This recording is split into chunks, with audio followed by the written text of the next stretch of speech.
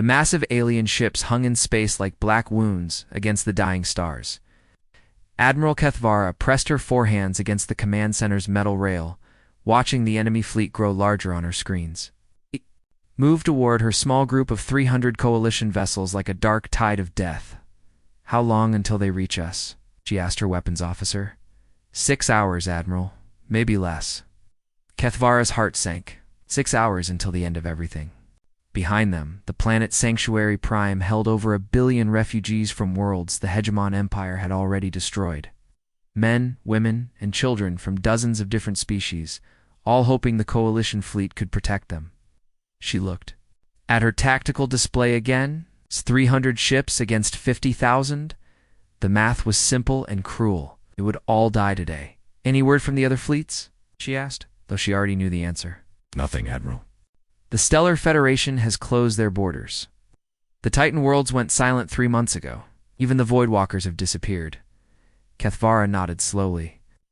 The galaxy's greatest powers had all chosen to hide rather than fight. She could not blame them. Hegemon Empire had conquered half the known galaxy in just 10 years. Their ships were faster, their weapons stronger, their tactics perfect. Every species that had fought them had been destroyed or enslaved. "Admiral," her communication officer called out, the refugee transports are asking about evacuation plans." "Them, ... double quotes." Kethvara paused. "Where could they go?" Every safe system was already full or had closed its borders. "Tell them we will hold the line as long as possible." It was a lie, and everyone on the bridge knew it. They might last an hour against the Hegemon fleet. Maybe 2 if they were lucky, but what else could she say? That they were all going to die? That the last free system in this sector would fall before the day was over? The bridge fell quiet, except for the steady beeping of sensors tracking the approaching enemy. Kethvara closed her eyes and tried to remember what her homeworld had looked like before the Hegemon ships had turned it into burning glass. "Admiral," the sensor officer's voice cracked with excitement. "I'm picking up something. Ship just came out of hyperspace." Hegemon Scout. "No, ma'am. The design is ... strange. Very primitive. It's small. Maybe 1/10 the size of our cruisers. The hull looks like it was built from scrap metal." Kethvara opened her eyes, put it on screen. The main display showed a small, ugly ship that looked nothing like the sleek vessels of the Coalition or the dark, angular ships of the Hegemon. It had a blue flag painted on its side with white stars and words in an alien language that read US Defiant. "They're sending a message, Admiral. Let me hear it." The screen changed to show the bridge of the strange ship. A young alien male sat in the captain's chair. He had dark hair and wore a simple uniform. His species looked similar to several others in the galaxy, but something about him seemed different. Calmer, more confident than anyone facing 50,000 enemy ships had any right to be. "Admiral Kethvara," the alien said. "I am Captain Kimte Hyen of the United Earth ship Defiant. We received your distress call." Kethvara felt her heart skip. "Captain, you need to leave this system immediately. The Hegemon fleet has 50,000 ships. You cannot help us." "We're aware of the situation," the human replied. "Earth stands with the Coalition. No one fights alone. Captain, with respect, you have 1 ship. 1 small ship. They will destroy you in seconds." The human captain smiled, and for a moment Kethvara saw something in his eyes that she had not seen in months. Hope. "Admiral, you're looking at this wrong. We didn't bring 1 ship." He leaned forward. "We brought a storm." Before Kethvara could ask what he meant, her sensor officer gasped. "Admiral, I'm reading massive energy signatures. Ships are appearing all around us." The tactical display exploded with new contacts. Hundreds of ships materialized from nowhere, all flying the same blue flag as the Defiant. They came in every size and shape imaginable. Some looked like warships, others like cargo vessels, and still others like nothing Kethvara had ever seen before. "How many?" she whispered. "Still counting, Admiral." "Over 3,000 so far, and more appearing every second." The human captain was still on screen, watching her with that same calm confidence. "Admiral, this is just the first wave. Earth doesn't abandon its friends. But how? How did you get so many ships here so quickly? We didn't come quickly, the human replied. We came prepared. When Earth heard about the Hegemon Empire 6 months ago, we started getting ready. Every human world contributed ships and crews. We've been waiting for someone to ask for help. Kethvara stared at the display showing thousands of human ships. Taking positions around her fleet, you came here to die for strangers? No, Admiral. We came here to live with friends. We're very hard to kill. The first Hegemon ships were entering weapon range now, their dark hulls gleaming with deadly purpose. But for the first time in months, Kethvara felt something besides despair. She felt hope. The storm had arrived. Captain Kim Tae-hein watched the enemy ships on his screen and felt perfectly calm. Around him, his crew worked quietly, their hands moving over controls with practiced ease.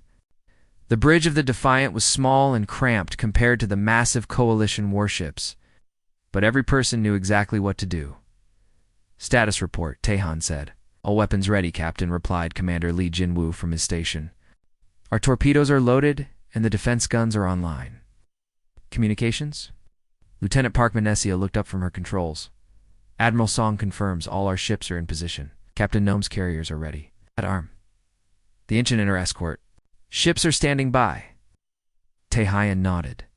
On his screen, he could see the Hegemon fleet moving toward them like a wall of black death. Each enemy ship was 3 times larger than his biggest vessel. Their weapons could destroy planets. Their shields had never been broken by any known weapon captain, called Dr. Choi Soo-jin from the science station. The enemy ships are powering up their main guns. They will be able to fire in 12 minutes, time until they reach us. 14 minutes, sir? Tae-hoon touched his communication. Panel, all human ships. This is Captain Tae-hein. Begin Operation Thunderstorm. Show them what Earth can do. Across the void of space, the human fleet began to move. But they did not move like any military force the galaxy had ever seen. Instead of neat rows and careful formations, they scattered in all directions, like leaves in a strong wind. The UES Incheon, a huge ship that looked like it had been built from spare parts, released thousands of small fighter craft. These tiny ships immediately flew off in different directions, creating a cloud of movement that confused enemy sensors. The UES Bizan, a heavy cruiser covered in extra armor welded to its hull, suddenly accelerated past the other ships. It moved so fast that it seemed to disappear, only to reappear thousands of kilometers away. Destroyer groups wove between the larger vessels, their paths seeming random and chaotic. But Tae-hein could see the pattern. His captains were creating a web of overlapping fire zones without the enemy realizing it. Admiral Kethvara is calling us, Manesio reported. Put her through. The alien admiral appeared on the screen, her forearms moving nervously. Captain Tae-han, your fleet formation is very strange. Are you sure your ships know what they are doing, Admiral? We cannot afford to fight in neat lines, Tae-hein replied. He watched as a group of human frigates suddenly changed direction, moving together without any visible signal. We are not here to look pretty, we are here to win. But the Hegemon tactics are perfect. Their formations have never been defeated. Is because they have never fought humans before. Tae-han smiled grimly. We do not break formations, Admiral. We ignore them completely.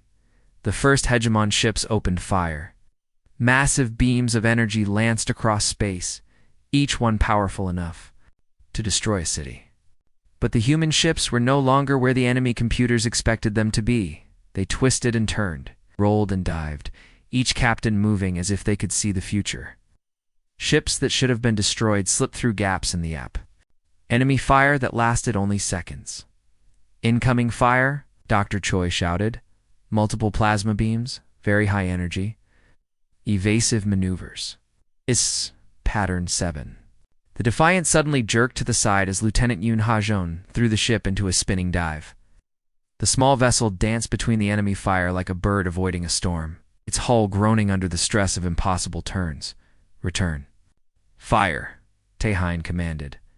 The Defiant's weapons fired, but not in the steady volleys that most ships used. Instead, they shot in bursts that seemed random until the pattern became clear. Each shot was timed to hit weak spots in the enemy's defenses that would not exist for another few seconds. Around them, the human fleet fought in ways that no military academy had ever taught. Ships appeared where they should not be, fired from angles that should have been impossible, and somehow managed to work together despite using different tactics every few minutes. "Captain," Menesio said, excitement in her voice, "I'm getting reports from all our ships. The enemy cannot lock their weapons onto us. Their computers are confused." "Of course they are," Tehan replied. He watched as the EU's Guangzhou suddenly appeared behind an enemy cruiser, its guns already firing. "They're trying to fight a war? We are having a conversation." For the first time in their history of conquest, the hegemon fleet began to waver. Their perfect formations started to break apart as human ships struck from impossible directions, vanished into sensor shadows, and reappeared where no ship should be able to go. The enemy had expected a simple battle. Instead, they found themselves trying to fight smoke and lightning. Admiral Tehoin said, opening a channel to the coalition fleet. Now would be a good time to join the dance. Admiral Kethvara gripped her command rail with all four hands as she watched the impossible battle unfold. The human ships moved through space like living things, appearing and disappearing in ways that made her head spin. Her tactical computers could not track them. Her weapons officers could not predict where they would be next.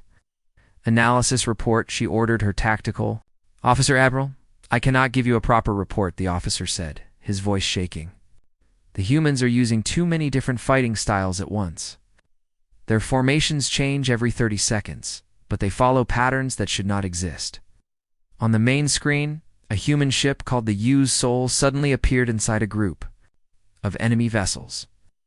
The hegemon ships, caught completely by surprise, began firing on each other in confusion as the human cruiser vanished again. It reappeared 2,000 kilometers away, next to a damaged coalition ship. "What are they doing?" Kethvara whispered. Her communication officer looked up. "Admiral, the human ship Soul is asking permission to dock with the Bright Wing. They want to send medical teams aboard." "In the middle of a battle?" "Yes, Admiral. They say they have doctors ready to help our wounded." Kethvara felt her heart stop. In 10,000 years of space warfare, she had never seen anyone offer medical help to aliens during active combat. "Give them permission. Tell all our ships to work with the human rescue teams." Across the battlefield, the true nature of the Earth fleet began to show itself. These were not just warships. They were floating cities, each one carrying not only weapons and soldiers, but doctors, engineers, teachers, and families. The U.S. Daegu fought 2 enemy destroyers while simultaneously sending medical shuttles to help damaged coalition vessels. The UES Ulsan, a massive engineering ship disguised as a battle cruiser, extended repair arms to fix a coalition frigate's broken shields while its weapons continued to fire on enemy targets. Captain Kim Tae-hoon stood calmly on his bridge, coordinating the chaos with quiet efficiency. "Achdinwu, target the enemy command ship's communication array. Menesio, open a channel to all coalition vessels." "Channel open, Captain." "Coalition fleet, this is Captain Tehan. We are going to try something that is either very smart or very stupid. When I give the signal, I need every ship to fire at the coordinates we are sending you. Do not ask why. Just trust us." Admiral Kethvara felt her mandibles click with worry. "Captain, those coordinates are empty space." "No, Admiral, but they are. About to be exactly where we need them to be." The Defiant suddenly shot forward faster than should have been possible, its hull glowing from overheated engines. Behind it, the entire human fleet began to move together perfectly, their seemingly random patterns suddenly making sense. "By the 7 suns," Kethvara breathed, "they are hurting them." The proud hegemon fleet found themselves being pushed around, like cattle by ships that should not exist, using tactics that broke every rule of space combat. Human vessels appeared and disappeared, struck and vanished, each attack pushing the enemy ships toward a specific point in space. The hegemon ships tried to maintain their formations, but the humans gave them no chance. Every time they tried to regroup, another human ship would appear behind them, or above them, or somehow inside their formation. The enemy commanders, trained in perfect military tactics, could not adapt to fighting opponents who seemed to ignore all military logic. Coalition fleet, fire on the coordinates we sent you in 3.2.1. Fire now. Every coalition ship fired at the same time, their combined weapons creating a wall of energy in what appeared to be empty space. For a moment, nothing happened. Then the Hegemon flagship, pushed by the constant pressure of human attacks, appeared directly in the path of the energy wall. The massive enemy ship, its shields weakened by hours of harassment, took the full force of the coalition firepower. Its hull cracked open like an egg, atmosphere streaming out of dozens of holes as explosions lit up its interior. Enemy flagship is disabled, Kethvara's tactical officer reported, his voice filled with disbelief. They are asking to surrender. Tahian's calm voice came through the communication channel. Admiral, would you like to accept their surrender, or should we handle it? Captain. How did you know they would be there? Admiral, humans have been herding animals for 50,000 years. Spaceships are not that different. They just move up and down as well as left and right. As more and more Hegemon ships began to surrender, Kethvara realized she was seeing something that would change the galaxy forever. These humans had not just won a battle. They had rewritten the rules of war itself. But more than that, they had done it while saving every coalition vessel they could reach, treating wounded enemies with the same care as their own people, and somehow making it all look easy. But the most amazing thing was not their fighting ability or their technology. It was their attitude. They fought like they were helping friends, not destroying enemies. They won like they were solving a problem, not conquering a foe. Captain Tahian, she said, her voice full of wonder. What are you people? We are human. Admiral, we are exactly what we have always been. We just brought enough friends to help. The storm had broken the enemy, but it had also brought something new to the galaxy. Hope. Dr. Yu Jaemin appeared on the Coalition medical ship in a flash of light, her transport beams still glowing around her feet. The alien medical staff stared at her in shock. She had just traveled through the middle of a space battle to reach their wounded. I am Dr. Yu from the human ship Mokpo, she said, pulling out her medical scanner. I specialize in treating different alien species. What do you need help with? The head alien doctor, Dr. Veltara, waved two of her forearms toward the rows of injured beings. We have 17 different species here, Doctor. Some of body types we have never seen before. Our computers do not know how to help them. That is okay, you said? Already moving toward a wounded crystal warrior whose silicon-based body was completely alien to her. Humans are very good at learning new things quickly. She worked with a speed that amazed the alien doctors. Her instruments seemed to adapt to each patient's unique biology through a mix of advanced technology and pure instinct. When her scanner could not read a patient's vital signs, she created new settings. When normal treatments failed, she invented new ones on the spot. How are you doing this? Dr. Veltara asked as you successfully saved a methane breather whose entire species was supposed to be incompatible with coalition medicine. Pattern recognition, you explained while continuing to work. All life follows certain basic rules. You just have to know how to look for them. Meanwhile, in the debris field where the battle had raged, Engineer Chief Kim Daeho was performing his own miracle. His ship, the UES Genju, had wrapped its massive repair arms around a damaged coalition battlecruiser that had 17 holes in its hull. Chief, his assistant, Petty Officer Han Bora, called from her console. The Stellar Wind's main reactor is completely alien technology. Our repair systems cannot connect with it, and we will make them connect. Daeho replied, his hands moving over controls that were rewriting themselves in real time. Biora, remember when we fixed those Centauri cargo ships? You mean when we had to rebuild their entire engine system using coffee makers and spare parts?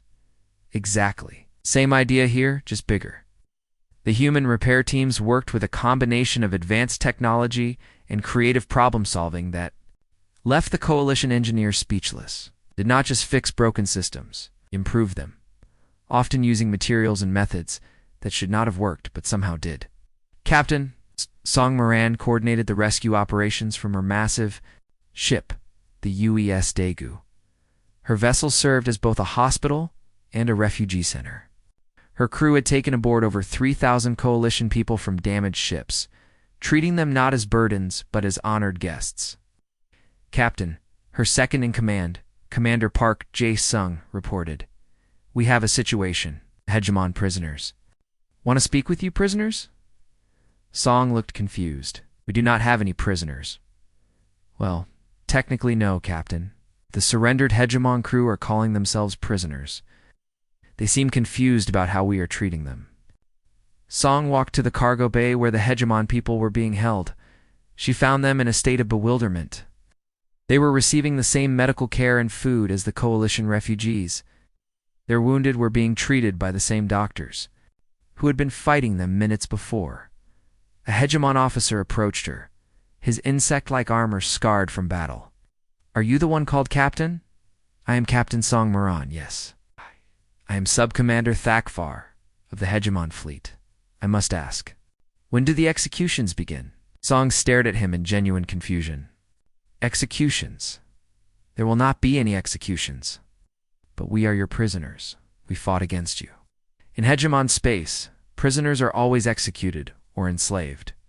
"You are not in Hegemon space," Song said gently. "You are in human space now. And humans do not execute prisoners. We help them become better people." The Hegemon officer's confusion grew deeper. "Better people?" "Yes. Would you like to learn about human culture? Maybe learn a useful skill? We have excellent education programs." As word spread through the combined fleet about how the humans were treating their former enemies, something amazing began to happen. Hegemon officers began asking for asylum, not because they feared punishment, but because they were curious about a species that could win a war and then immediately try to make friends with their enemies. Admiral Kethvara watched it. All from her command bridge, her forearms crossed in thought. Her communication officer looked up from his station. "Admiral, we are receiving a message from Earth. They want to know if we need more medical supplies." "Engineering help or teachers?" "Teachers? Yes, Admiral. Apparently they have thousands of teachers ready to help in case any of our people want to learn about human culture, science, or philosophy. They brought teachers to a war zone. According to the message, humans bring teachers everywhere. They say you never know when someone might want to learn something new." As the last fires of battle died out, the human fleet began the long work of healing. They did not just repair ships. They rebuilt hope.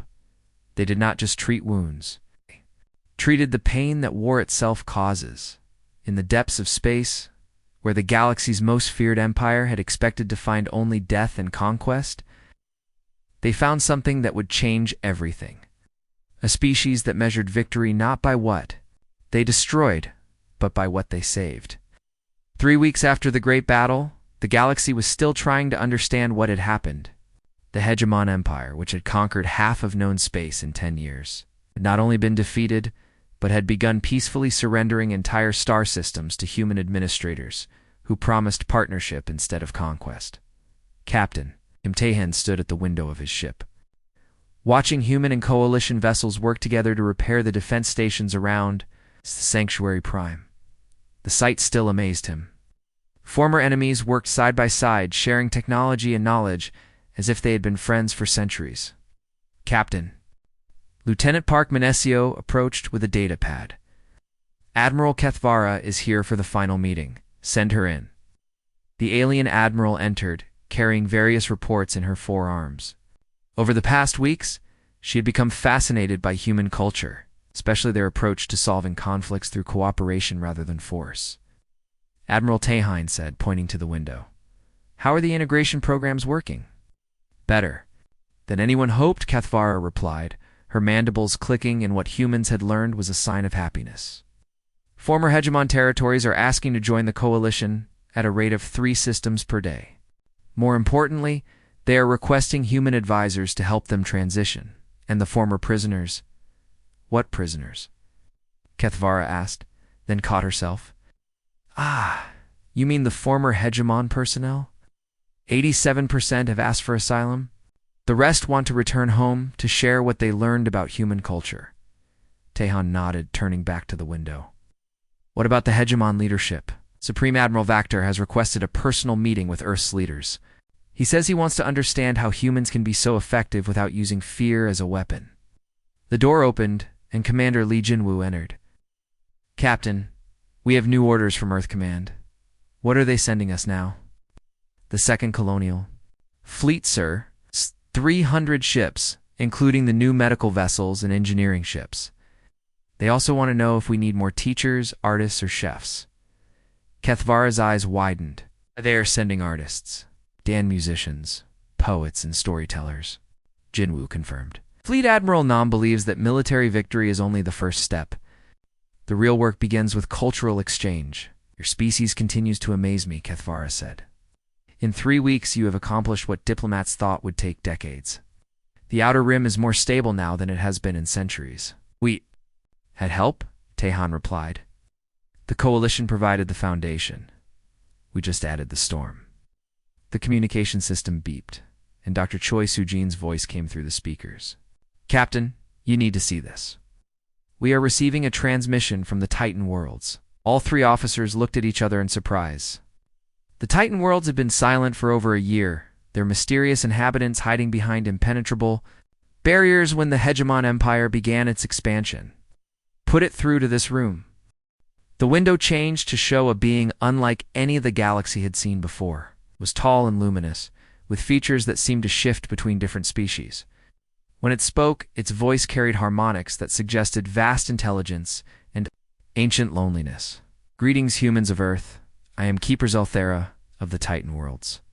We have watched your actions in the Outer Rim with great interest. This is Captain Kim Tae-han of the United Earth ship Defiant. We are honored by your contact. The honor is ours, Captain. We withdrew from galactic affairs when the Hegemon Empire began its expansion because we believed the galaxy had forgotten the principles of cooperation and growth. Your species has proven us wrong. Kethvara stepped forward. Keeper Zalthara, the Coalition has tried to contact the Titan worlds for generations. And now that contact is possible, Admiral Kethvara. The humans have reminded us that hiding is not strength, it is just hiding. We wish to propose an alliance. The Titan world's knowledge, the Coalition's stability, and humanity's unique way of solving problems. What do you have in mind? Ahayan asked a new kind of galactic community. Not an empire built on conquest, but a federation built on mutual benefit. The humans have shown that it is possible to win wars without creating enemies, to achieve victory without demanding surrender. As the transmission ended, the 3 officers stood in silence, thinking about what this meant. Finally, Kethvara spoke. Captain, I must ask. When your species received our distress call, did you know this would happen?